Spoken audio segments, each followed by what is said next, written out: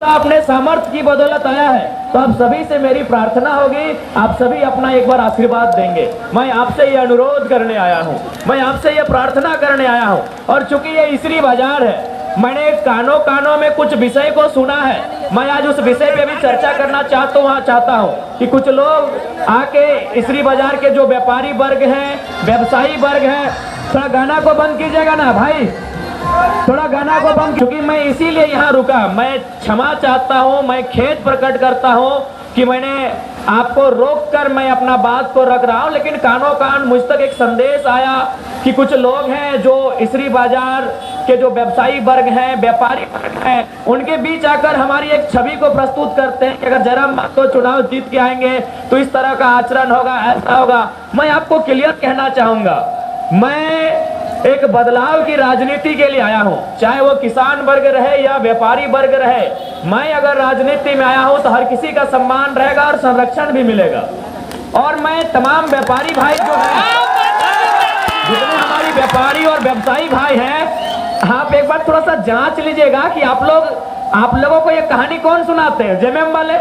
कौन जेएमएम वाले जो खुद एक प्रत्याशी को अलारगो गांव जाने से लाठी से रोकते हैं? मैं आपसे निवेदन करूंगा, मैं ये संदेश विशेषकर व्यापारी वर्ग को देना चाहूंगा।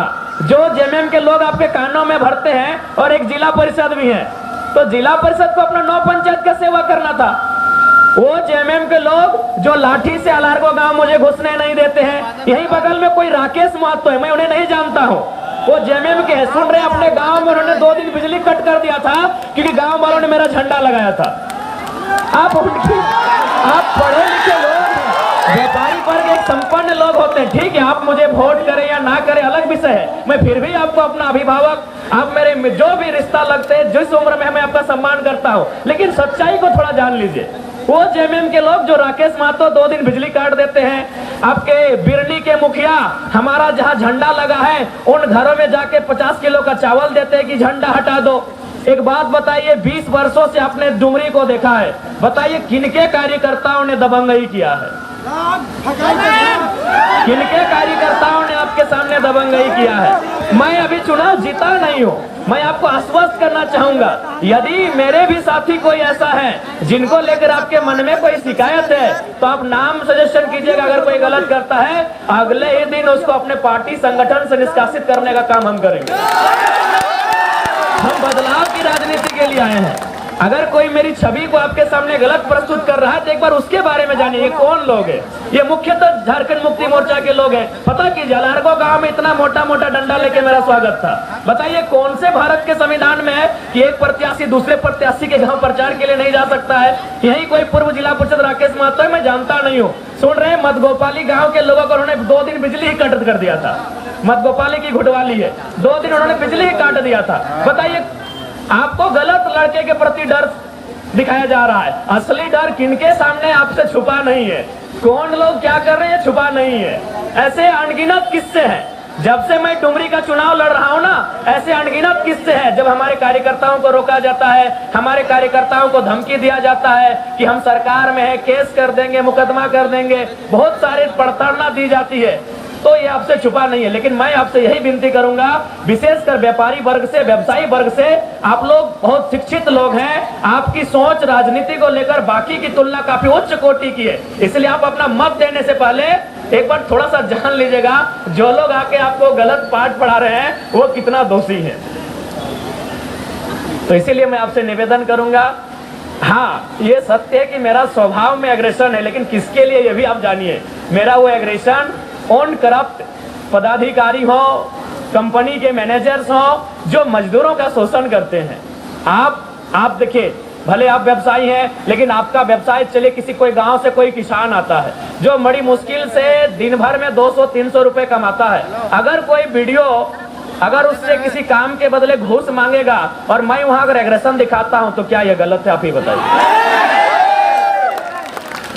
मेरा 2-3 पिछले 4-5 महीने में मेरा एक रूप आपके सामने आया है जिसको लेकर शायद आप संशय में है, तो मैं आपको बताना चाहूंगा वो घटना बाघमारा की है। ये संदेश मेरा विशेषकर इसरी बाजार के जितने भी हमारे अभिभावक तुल्य व्यापारी व्यवसायी वर्ग है उनके लिए है। बाघमारा की वो घटना दरअसल ये है कि वहां 133 वर्कर काम करते हैं। मान के चलिए आप कोई भी आपके अंडर भी बहुत सारे वर्कर से जो काम करते हैं तो उनको पेमेंट कौन करता है? आप करते हैं। मान के चलिए अग्रवाल जी की दुकान है, कपड़े की दुकान है, वहाँ सुनील अनिल नाम के दो लड़के काम करते हैं, तो उनको पेमेंट कौन करेंगे? अग्रवाल जी करेंगे। लेकिन बाघमारा की घटना ये है कि वहाँ 133 वर्कर काम करते हैं। किसके अंडर काम करते हैं? संजय उद्योग और खेमटा दो एजेंसी है, और बीसीसीएल उसके माने बीसीसीएल के अधीन दो एजेंसी काम कर रही है। और आपको जान के आश्चर्य होगा, उनको ना संजय खेमका पेमेंट कर रही है, ना बीसीसीएल पेमेंट कर रहे हैं, उनको सांसद पेमेंट कर रहे हैं। सारा पैसा सांसद को जाता है और सांसद 30,000 लेते हैं, उनको 8,000 रुपया पेमेंट करते हैं। बताइए गलत है कि नहीं? तो इसीलिए फिर कहूंगा, वोट आपका विषय है, देना या नहीं देना अलग विषय है, लेकिन मेरे बारे में जो नकारात्मक धारणा आपके मन में लोग डाल रहे हैं, ये बहुत दुर्भाग्य है। मैं एक ऐसा लड़का हूं, आज हजारों लोगों की मैं उम्मीद बन के आया हूं। आज मैं हजारों लोगों की उम्मीद बन के आया हूँ। हाँ, थोड़ा सा एग्रेशन है, लेकिन वो केवल और केवल भ्रष्ट पदाधिकारियों के लिए है। चाहे वो बीडीओ रहे, सीओ रहे या डीसी रहे, कोई रहे, जो करप्ट करता है, जो झारखंड को लूटता है, उनके लिए हमारे व्यवहार है। बाकी अगर मेरे नाम से मेरे कार्यकर्ता भी अगर कुछ गलत करते हैं, आप उनका नाम चिन्हित करके बताइएगा, अगले दिन उनको अपने संगठन से हम डिसमिस करने का काम करेंगे, ये आपको वचन देते हैं। हाँ, मैं एक छोटी सी घटना यहाँ घटी थी, और आज मैं आपको एक ताजा घटना सुना रहा हूँ। आज रांची से बेरमो और डुमरी के लिए विशेष टीम आई है। वो विशेष टीम में बहुत सारे आईएएस पदाधिकारी हैं, और उनको ये बोला गया है कि आप डुमरी और बेरमो में एक काम ऐसा कीजिए कि जयराम महतो चुन के चुनाव जीत के नहीं आ पाए। सोच सकते हैं आज लोग किस प्रकार से एक साजिश कर रहे हैं। यही दिल्ली के चुनाव आयोग की टीम भी आई है। आपको भी मालूम है, हर एक विधानसभा में चुनाव आयोग 2-2 पदाधिकारी भेजते हैं, उनको शायद ऑब्जर्वर कहा जाता है। वे लोग बैठ के बात क्या कर रहे थे मालूम है? कि झारखंड नहीं, पूरे इंडिया की हिस्ट्री में हम एक ऐसा चुनाव देख रहे हैं जहां नेशनल पार्टी, स्टेट लेवल की पार्टी जो 20 साल से सरकार में रही है, वो एक 29 साल के लड़के के पीछे हाथ धो के पड़ी है। आप अगर आशीर्वाद नहीं देंगे तो ये लड़का, आखिर मुझसे डर उनको क्यों है? सवाल ये भी है कि मुझसे उन आईएएस आईपीएस को डर क्यों है, उन सरकारों को डर क्यों है? ना, डर इसलिए कि अगर हम वहां जाएंगे तो हम वहां कोयले की बात करेंगे, बालू पत्थर की बात करेंगे, रोजगार की बात करेंगे, किसान की बात करेंगे, व्यवसाय की बात करेंगे। हम वहां जाएंगे तो हर झारखंड के मुद्दे को बहुत तार्किक ढंग से उठाएंगे। इसीलिए आज वो भयभीत है कि कुछ भी हो जाए, ये लड़का नहीं आना चाहिए। मैं आपको एक लोकसभा की घटना सुनाऊंगा, नाम लेके सुना देता हूँ। चंद्र प्रकाश चौधरी और मथुरा महतो, आपको मालूम है मैं तीसरा प्रत्याशी था, वो 2 थे। इंडिया से मथुरा महतो, एनडीए से चंद्र प्रकाश चौधरी। वो निरसा में बैठ के एक दिन मीटिंग कर रहे थे। क्या मीटिंग कर रहे थे मालूम है? कि बोले कुछ हो जाए, जयराम अगर जीत के आएगा तो तुम्हारा बेटा और मेरा बेटा का कैरियर खा जाएगा। ये उनका सोच है। सोच के देखिए, चंद्र प्रकाश चौधरी और मथुरा महतो निरसा में जाके मीटिंग कर रहे हैं बंगाल बॉर्डर में, और क्या बात कर रहे हैं कि कुछ हो जाए, तुम जीतो दिक्कत नहीं है, हम भी जीते तो दिक्कत नहीं है, लेकिन अगर ये लड़का जीतेगा तो तेरा भी बेटा का कैरियर खाएगा और मेरा भी बेटा का। क्या कि हम लोग दोनों चाहते हैं कि हमारे बाद हमारा बेटा विधायक बने। तो एक बार इस लड़के को आप साथ दीजिए, ये बदलाव के लिए आया है। हमसे भयभीत होने की आवश्यकता उनको है जो झारखंड की कोयला को लूट रहे हैं, जो झारखंड के बालू को लूट रहे हैं, जो जंगलों को, खनिजों को लूट रहे हैं, जो ईमानदारी पूर्वक, निष्ठा पूर्वक काम करने वाले लोग। आप निश्चिंत रहिए, हम आपके बीच भी गार्जियन बन के नहीं, आपका बेटा, आपका रक्षक बन के खड़ा रहेंगे। ये आपको हम वचन देते हैं। अरे आप तो संपन्न लोग हैं। मैं यह बरकट्ठा की एक घटना सुना रहा हूँ। वहाँ एक बुजुर्ग आदमी, सरकारी रिटायर्ड टीचर है, वो सरकारी टीचर, ऐसा नहीं कि वो कोई आम व्यक्ति, एक सरकारी टीचर है। वो बरकट्ठा गए थे सीओ से अपना साइन करने के लिए, तो सीओ ने उनको 3 दिन घुमाया। तो चौथा दिन उस बुजुर्ग व्यक्ति ने कहा कि जयराम महतो ठीक बोलता है, घूस मांगने वाला वीडियो सीओ को उठा के टेबल में, क्योंकि आचार संहिता है। बूढ़े ने कहा, एक बुजुर्ग आदमी 70 साल उम्र पार हो चुकी है, उस बूढ़े ने कहा कि जयराम महतो ठीक बोलता है, घूस मांगने वाला वीडियो सीओ को उठा के टेबल में। विश्वास कीजिए, जो काम 3 दिन से नहीं हुआ था, सीओ ने खुद उनको बुलाया, बोला बाबा जयराम महतो तो जवान लड़का है, ऐसा भाषण देता है तो चलेगा, बूढ़ा आदमी कहे ऐसा बोले, हम साइन कर देते हैं। अब आप बताइए, क्या वो व्यवहार मेरा गलत है? ठीक है, हम मानते हैं, हम कभी नहीं हम एग्रेशन के लिए जाने जाते, लेकिन मेरा एग्रेशन जनता के लिए है, मेरा एग्रेशन गरीब शोषित वंचित लोगों के लिए है। इसलिए हम आपसे विनती करेंगे, विशेषकर जो व्यवसायी वर्ग हैं, व्यापारी वर्ग हैं, बिल्कुल आप मन में किसी प्रकार की नकारात्मक भ्रांति को उत्पन्न ना होने दें। मैं एक बेटा बन के सबकी सेवा करने के लाया हूं। आपसे निवेदन है, एक परिवर्तन को सपोर्ट करें। आपने वोट किया है, 20 वर्षों से झारखंड जब से अलग हुआ है आपने किसी न किसी को वोट किया है। आपसे निवेदन होगा इस बार परिवर्तन के लिए वोट करें। आज देखिए बहुत सारे पत्रकार आते हैं तो क्या कहते हैं कि डुमरी फलाना पार्टी की परंपरागत सीट है, टुंडी फलाना पार्टी की परंपरागत सीट है, बगोदर फलाना पार्टी की परंपरागत सीट है। क्योंकि व्यवसायी वर्ग आप लोग पढ़े लिखे लोग हैं, बताइए लोकतांत्रिक देश में परंपरागत सुनने में ठीक लगता है? लोकतांत्रिक व्यवसायी वर्ग में आपसे निवेदन करूंगा, क्या लोकतांत्रिक देश में परंपरागत सुनने में ठीक लगता है? जी नहीं, लोकतांत्रिक देश में परंपरागत नहीं, परिवर्तन सुनने में ठीक लगता है। मैं परिवर्तन के लिए आया हूं, आपका आशीर्वाद मिले तो जरूर इस राज्य में परिवर्तन होगा। और आप निश्चिंत रहे, मेरे छवि को लेकर ये जो विपक्ष दल के लोग राजनीति कर रहे हैं, आप खुद अभी 5 दिन का समय है, आप घरों से बाहर आकर फीडबैक लीजिएगा कि गलियों में गाँव में दबंगई कौन कर रहे हैं। आप एकदम फीडबैक लीजिए। हम आज गए थे उत्तराखंड, वहां भी हमारे कार्यकर्ताओं को धमकाया गया, डराया गया। हम एक साथी का दुकान में गए, उनको तुरंत फोन किया गया कि क्यों जयराम महतो को आने दिए, जबकि यही जयराम महतो कल हमको रविंदर पांडे जी का बेटा विक्रम पांडे मिले बेरमो में। हमने उनके खिलाफ ना उनका आंख फेरा ना गुस्सा दिखाया, बल्कि प्यार से बोले कि कहा विक्रम भैया, पापा 25 साल रहे, अब तो हम लोग को मौका दीजिए। हम बहुत प्यार से बोले। विक्रम पांडे एकदम सामना सामनी हो गए। रविंदर पांडे जी के सुपुत्र विक्रम पांडे मेरे फेस टू फेस हो गए। वो उधर से बीजेपी का प्रचार करने आए थे, हम इधर से अपना जेल कैंप का। तो हमने ना उनसे नजर फेरा ना उनको गुस्से से देखा, बड़े प्यार से कहा क्या विक्रम भैया 25 साल से तब है ही, एक बार तो मौका दीजिए अब हम लोग को। तो निश्चिंत रहिए, मेरा वो चरित्र नहीं है, मेरा वो छवि नहीं है। मेरा एग्रेशन केवल और केवल भ्रष्ट पदाधिकारियों के लिए है जो सिस्टम को खोखला कर रहे हैं। अब बताइए, आज 6 लाख बच्चों ने सीजीएल का फॉर्म भरा था, आज सुनने में आया 35 लाख में पेपर लीक हुआ है। अगर वहां हम गुस्सा करें तो बताइए क्या हम गलत हैं? आपके भी बच्चे तैयारी करते हैं, या फिर आपका व्यवसाय जिन लोगों के कारण, चूंकि व्यवसायी और किसान, गांव और बाजार एक दूसरे के सहयोगी हैं। गांव के बिना शहर नहीं और शहर के बिना गांव नहीं, क्या ये कल्पना होगी? तो शहर और गांव एक दूसरे परस्पर सहयोगी हैं। तो आप ही के दुकान में जो किसान के बच्चे आते हैं उनसे पूछिएगा कि सीजीएल की परीक्षा का क्या हाल है, आज 6 लाख अभ्यर्थियों का क्या हुआ और सरकार क्या कर रही है, आपको भी मालूम है। हाल ही फिलहाल 150 लड़कों को राजस्थान से लाकर यहाँ हेल्थ ऑफिसर बनाया गया। तो वहां मेरा एग्रेशन दिखता है। इसीलिए आपको जो लोग बता रहे हैं वो बहुत गलत बता रहे हैं। वो लोग खुद, उनके ऐसे भी मंत्री जी जब तक थे श्रद्धेय थे, आदरणीय थे, लेकिन उनके निधन के बाद उनके कार्यकर्ता निरंकुश हो गए हैं। इस बात को मानिए आप। उनके निधन के बाद उन्हीं के राजनीतिक दल के कार्यकर्ता निरंकुश हो गए हैं। और आपको भी मालूम है कि उनके कुछ दामाद, बेटे, भतीजे हैं और उनके कलश के दोस्तियारी हैं, वही लोग सिस्टम को चला रही है, आपको भी मालूम है। अभी एक बीएलओ बहन है, उत्तराखंड में एक बीएलओ बहन है, उनका बेटा मेरा समर्थक है। तो बताइए क्या गलत है? वो बीएलओ को फोन करके उनके प्रत्याशी का बेटा उनको बोलता है कि देख लीजिए ठीक नहीं हो रहा है, अगर हम लोग जीत गए तो बताइए आपका काम कैसे करेंगे। और आज जयराम महतो कह रहा है, मैं आपको अपनी एक छोटी घटना सुना रहा हूँ। लोकसभा के बाद एक व्यक्ति किसी केस में फंसा हुआ था, मेरे पास आया, लगभग 4 घंटा मैंने कभी इसको फोन किया, कभी डीसी को फोन किया, कभी एसपी को फोन किया, और 4 घंटा के बाद जब मैंने उसके समस्या का समाधान किया, उस व्यक्ति की आंखों में आंसू था। आंसू इसलिए था, बोला कि तुमको हम वोट नहीं दिए थे।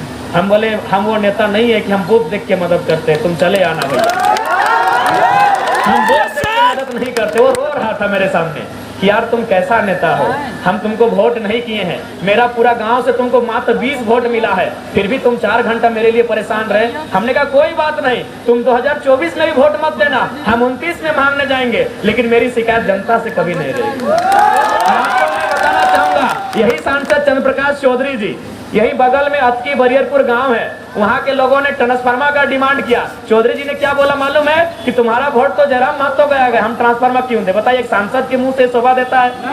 मैं आपको जो प्रत्याशी हैं अभी विधायक के, हमारे जेएमएम के, उनके भी बेटे की एक कहानी सुना रहा हूँ। जब मेरा रैली आ रहा था ना नॉमिनेशन के दिन, एक व्यक्ति ने हमको सिर्फ माला पहनाया था, आज वो व्यक्ति जेल के अंदर है। बस उसका कसूर था कि हमको माला पहनाया था, फिर चूंकि तो कुछ काम ऐसा था जो पुलिस से उनको रेड मरवा दिया, जबकि उससे पहले वो ठीक था। बस उसका गुनाह हुआ कि हमको उसने माला पहनाया। वो चंद्रपुरा या बंदियों की घटना है। तो बताइए कौन लोग नफरत की राजनीति कर रहे हैं, कौन लोग बदले की राजनीति कर रहे हैं? ये आपसे नहीं छुपा है मेरे अभिभावकों, मेरे भाइयों, मेरे साथियों। मैं एक नया लड़का आया हूं, मैं परिवर्तन की राजनीति करने आया हूं। और मैंने शुरू आज भी कहूंगा, जो लोग मुझे वोट देंगे उनका शुक्रिया, उनका धन्यवाद। जो नहीं देंगे उनसे मैं 2029 में अपील करूंगा, उस समय भी नहीं देंगे मैं 34 में अपील करूंगा। लेकिन जनता के लिए मेरा नकारात्मक व्यवहार कभी नहीं रहेगा। मैं जीतने के बाद 90,000 या 1 लाख जो लोग मुझे वोट देंगे मैं उनका विधायक थोड़ी रहूंगा। मैं डुमरी की 3.5 लाख आबादी का विधायक रहूंगा। मैं मुख्यमंत्री बना तो झारखंड के 3.5 करोड़ व्यक्ति का नेता रहूंगा। इसीलिए वोट जिसने दिया उनको भी शुक्रिया, नहीं देंगे उनका भी शुक्रिया। जनता है, जनता जिस दिन उनको हमको लगेगा देंगे। तो इसलिए मेरा वो व्यवहार बिल्कुल भी नहीं है। आप 2 साल से पहले अगर जानना, यही मैं इन कस्बों में फुटबॉल क्रिकेट खेलने आता था। आपके अंदर एक मैदान है, वहाँ मैं फाइनल जीत के गया हूँ। आपके अंदर एक मैदान है, वहाँ हम डे नाइट फाइनल जीत के गए हैं। तो आप ऐसा नहीं है कि मेरा व्यवहार बस 2 साल का ये राजनीति का कैरियर है। 2 साल पहले हम एक पढ़ने वाला छात्र, यही इसरी बाजार से जो शिवम विजय बस गुजरती थी उसको हम तो छाती चढ़ते थे, धनबाद पढ़ने जाते थे। उसके अलावा मेरा कोई और रोल ही नहीं रहा था। तो इसलिए मैं तमाम व्यवसायी वर्ग से कहना चाहूंगा, आप लोग जिनको वोट दें ये आपकी स्वतंत्रता है। आप मेरा झंडा ना लगाएं ये आपकी स्वतंत्रता है, लेकिन आप मेरे बारे में मिसअंडरस्टैंडिंग ना रखें। बस यही मैं आपको संदेश देने आया हूं। आप बिल्कुल अब जिनको वोट दें वो आपकी स्वतंत्रता है, वो आपका विवेक है। आप किसी भी पार्टी का झंडा लगाएं वो आपकी स्वतंत्रता है। मैं उसके लिए कभी कुछ नहीं कहूंगा, किसी से नहीं कहूंगा। लेकिन हाँ, मेरे बारे में जो एक मिसअंडरस्टैंडिंग का कंसेप्ट चलाया जा रहा था, विशेषकर जेएमएम वालों और एक कोई जिला परिषद है सुरेंद्र साहू करके, तो थोड़ा मुझे बड़ा तकलीफ होता है। हमें बड़ा तकलीफ होता है। अरे भाई आप लोग अपना काम, मैं बैदे अगर सुरेंद्र जी जो भी है उनसे मैं उनको व्यक्तिगत नहीं जानता हूँ। अगर उनको यहाँ से विधायक बनना है तो किनके खिलाफ बात करना चाहिए? जो विधायक हैं, हमारे खिलाफ तो बात करना शोभा नहीं देता है। ठीक है, सुरेंद्र जी विधायक बनना चाहते हैं, उनको हमारे से बहुत शुभकामनाएं, लेकिन उनको किसके खिलाफ बात करना चाहिए था? क्योंकि वो बीजेपी में सुन रहे तो उनको जेएमएम के खिलाफ बात करना चाहिए था, कांग्रेस के खिलाफ बात करना चाहिए था, लेकिन वो सुन रहे हमारे खिलाफ आपको भड़काते हैं। कितना दुख का बात है बताइए। आप पढ़े लिखे शिक्षित लोग हैं, आप समझदार लोग हैं, क्या दुख की बात है कि नहीं? भाई हम विधायक नहीं रहे, हम मुखिया नहीं रहे, और मेरे खिलाफ क्यों भड़काओगे लोगों को? वही हाल राकेश महतो जी का, पूर्व जिला परिषद है, उसने चेयरमैन भी रहे, बिजली काट दिया इस शख्स ने। जेएमएम के एक बड़े नेता हैं, और अभी भी आप पता कर लीजिए, अगर हम झूठ बोल रहे हैं तो प्लीज हमको वोट मत दीजिएगा। अगर हम झूठ बोल रहे हैं इस घटना को तो कृपया हमको वोट मत दीजिएगा। बिजली काट दिया था उस शख्स ने। उस कसूर गांव वालों का था कि मेरा झंडा लगाया था। तो हम तो, मेरा आज तक कितने लोगों ने झंडा, जेएमएम के कुछ लोग झंडा गाड़ रहे थे, हम खुद रोके और बोले कि दादा कोशिश कीजिएगा कि हमसे ज्यादा आप झंडा लगाइएगा। जेएमएम के लोग रास्ते में झंडा गाड़ रहे थे तो हम गाड़ी रोके और मैंने खुद कहा कि आप दादा हमसे ज्यादा अपना झंडा लगाइएगा, लेकिन एक रिक्वेस्ट है, अंदर अंदर वोट हमको कीजिएगा। तो मेरा वो व्यवहार बिल्कुल भी नहीं है। बस मेरा जो गुस्सा है वह खराब सिस्टम के खिलाफ है, वो खराब सिस्टम के खिलाफ है। और मेरा ही नहीं, हजारों युवाओं का है, लाखों युवाओं का है, शायद आप भी उनमें से एक हो। अगर कोई गलत करे तो स्वाभाविक है गुस्सा का होना। तो हमारा एग्रेशन, हमारा ये जो व्यवहार है वो सिस्टम के खिलाफ है। इसलिए जो यहाँ इसरी के बाजार में खासकर जो एक कॉन्सेप्ट चलाया जा रहा है, ये बहुत दुख की बात है। मैं आप तमाम व्यापारी व्यवसायी वर्ग से यही निवेदन करूंगा, आप हमारे अभिभावक स्वरूप हैं, जो भाई हैं वो हमारे बंधु समान है। आपका मत आपको जिनको देना है, लेकिन मेरे बारे में नेगेटिव कंसेप्ट रख के मैंने इस प्रकार का सोच ना रखे। मैं आपसे यही विनती करने आया हूँ।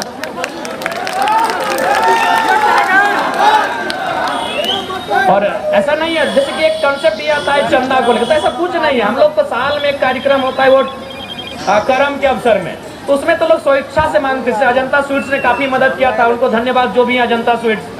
तो ये आपकी स्वेच्छा है, आपको अगर सहयोग करना है तो ठीक है, नहीं तो इसमें कोई आपत्ति नहीं है।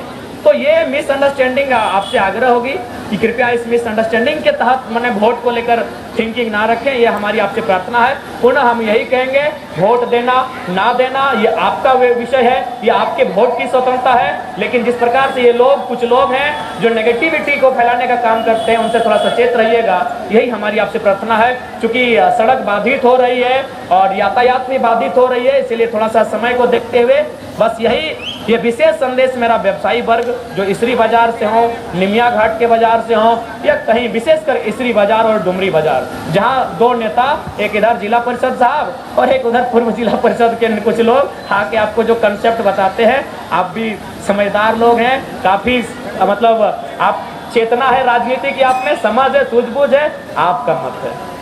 पुनः आप सभी को मेरा ढेर सारा मैं आप सभी को प्रणाम, मेरा आप सभी को जोहार, आप सभी को मेरा नमस्कार, आप सभी को मेरा सलाम। तो आज जितने भी इसरी बाजार स्थित मेरी आवाज को जहां जहां से लोगों ने सुना, उनको मेरा यही संदेश होगा कि कृपया परिवर्तन के लिए वोट करें। एक लड़का कह सकते हैं अकेले उनसे टकराया है, राजनीति तो होती रहेगी, कई नेता आएंगे, कई नेता जाएंगे, लेकिन याद रखिएगा आज ये जो लड़का आपके सामने खड़ा है, ये राजनीति का माहौल कभी नहीं था। हमने कहा भी था कि एक तरफ मोदी जी का हेलीकॉप्टर आएगा, दूसरे तरफ राहुल गांधी जी का हेलीकॉप्टर आएगा, और उनकी हेलीकॉप्टर यात्रा का उत्तर हम स्कॉर्पियो के छत से देंगे।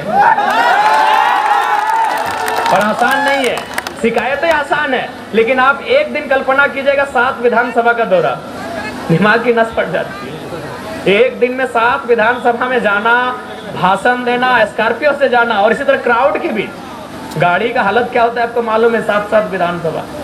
तो ये कहीं ना कहीं कोई है शक्ति जो अदृश्य है, कोई उसे ईश्वर कहता है, कोई भगवान कहता है, कोई अल्लाह कहता है, कोई बूढ़ा बाबा कहता है, कोई मारांग मुरु कहता है, सब अपने अपने स्तर से मानते हैं, पूजते हैं। तो हमें भी लगता है कोई अदृश्य शक्ति है जो समर्थन कर रही है, और नहीं तो एक दिन में 7 विधानसभा का कार्यक्रम करना, रात के 3 बजे 4 बजे सोना, फिर 8 बजे आ जाना, और अभी भी होशो हवास में कहेंगे कि बड़ी मुश्किल से हम लोग 2 टाइम खाना खाते हैं। आज भी नहाने का मौका नहीं मिला है, आज भी आपको बताना चाहेंगे हम लोग को नहाने तक का मौका नहीं मिला है। तो बस आपसे प्रार्थना होगी, वोट आप अपने सूझबूझ के साथ दें, लेकिन ये जो लोग माहौल बना रहे हैं, आप एक बार सोच लें कि उनका कैरेक्टर क्या है, और आपसे छुपा नहीं है। बाजार में बहुत जल्दी चर्चा हर चीज की आ जाती है, तो आप पता कर ले विगत 5 दिनों से नवाडी में क्या हुआ है, चंद्रपुरा में क्या हुआ है, उत्तराखंड में क्या हुआ है, पूर्वाखंड में क्या हुआ है, और इसरी और डुमरी में क्या हुआ है, और ऊपर घाट में क्या हुआ है, पता कर लें किन लोगों ने डिस्टर्ब किया है।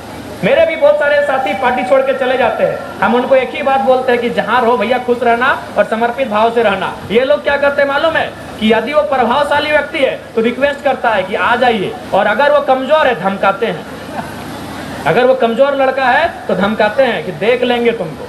तो इसलिए वो छवि उनका होगा। हम एक साफ सुथरी राजनीति करने आए हैं, मैं एक परिवर्तन की राजनीति करने आया हूं, इसलिए आप सभी से हमारी प्रार्थना है कि वे लोग जिस प्रकार से प्रेजेंट कर रहे हैं तथ्यों को, विषयों को, उन विषयों से परे हमारा व्यवहार है, उन विषयों से परे हमारा परिचय है। इसलिए आप सभी से निवेदन होगा, तमाम व्यवसायी वर्ग से, तमाम इसरी बाजार के वासियों से, कि इस बार आप परिवर्तन के लिए वोट करेंगे। ये आपसे प्रार्थना, ये आपसे अनुरोध, ये आपसे विनती करने के लिए आए हैं। धन्यवाद। जोहार।